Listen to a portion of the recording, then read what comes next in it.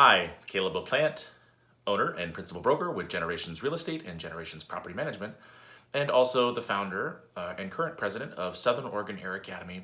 In my introduction video, where I briefed everyone that I wanted to talk about 3 particular topics over the next couple of months, and get off of just photos and text communications on Facebook, but talk to you via video.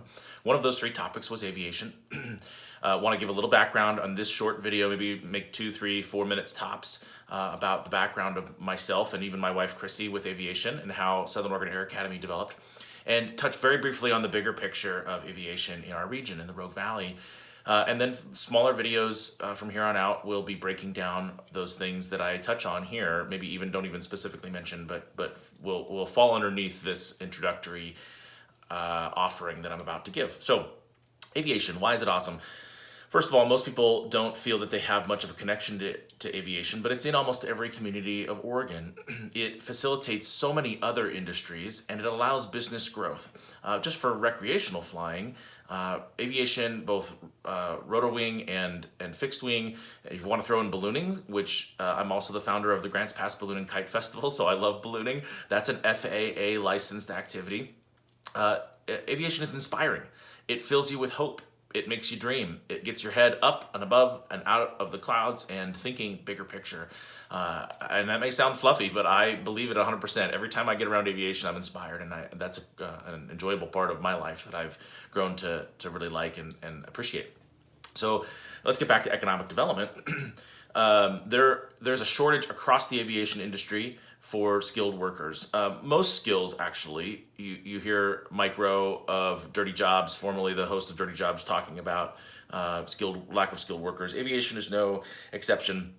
Pilots, there's a huge shortage, and also mechanics. And if you want to broaden that to very specific skill sets that are needed, maybe in less numbers, but still needed nonetheless, are airport management, airport marketing, airport facilities and maintenance operation.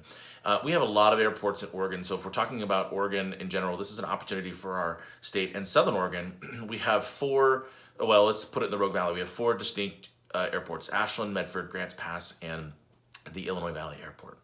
So let me talk about Southern Oregon Air Academy. My wife, Chrissy, her grandfather, John, and her dad, AJ, ran the Grants Pass Airport fixed-based operation, which is referred to as FBO. That could be flight instruction, it can be gas. It's your customer service side of the airport that provides services to users of the airport. So they ran that airport in the 80s, maybe even in the 70s.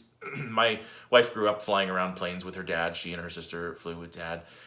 Myself, I didn't have that background, but when I got into real estate in 2012, I identified that I wanted to have business coming from areas outside of Grants Pass, specifically the Silicon Valley. I noticed that randomly I'd meet clients who were coming from there that were retiring out of a tech sector and wanted to relocate here. I thought, if I'm intentional about going down there, I could meet clients. I've done that. And aviation, early on in my career, I thought if I could become licensed, I could get down there quicker, come back quicker in a day, even rather than this 7 or 8 hour drive, and also bring my clients up and tour them around the Rogue Valley. I am not a licensed pilot yet. Here's what happened.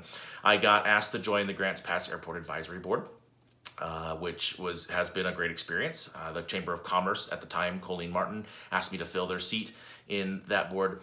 And I learned about a summer camp that had started in 2016. That was, then known as the Grants Pass Air Academy. Middle schoolers were coming and learning about aviation. They did so once in 2016, and then another batch came in 2017. After that summer, I suggested we incorporate, got together some of the original volunteers and some younger professionals in my age group that provided incredible insights and experiences to help grow a new nonprofit. Daniela Bivens is one through education. Carl Clyde is an attorney that I've known for most of my life, a good chunk of my life, my high school years and beyond, and others joined. And we have now had a board of directors and an operating nonprofit organization since late 2017. And we've expanded. We now have drone after-school clubs where students in a team of 10 learn to build a drone, fly a drone, and compete in a drone. And we're bringing on a plane build program at some point in the next year to 2 years, which is high school students who learn to build a plane from scratch over 18 months, and then they learn to fly in that plane, and then they sell the plane that fuels and funds the rest of the program. We have more plans, and you're going to hear more from me in these videos. This is 5 minutes. I intended to do this shorter. These other snippets from here on out will be shorter, and we have some really exciting developments, including a signing of a lease for a 10,000 square foot facility coming up next month. And beyond that, there's a Sky Park, Grants Pass Sky Park, that we're putting a proposal in for that's 220 acres of unmanned aerial sky space, fly space, sky airspace, and that you'll hear more from me on that. There's a lot of neat things with aviation that are coming to a head in the next couple of months. Thanks for watching this slightly longer video than I intended, but the other segments from here on out I intend to be shorter. You'll hear more from me on aviation coming up soon.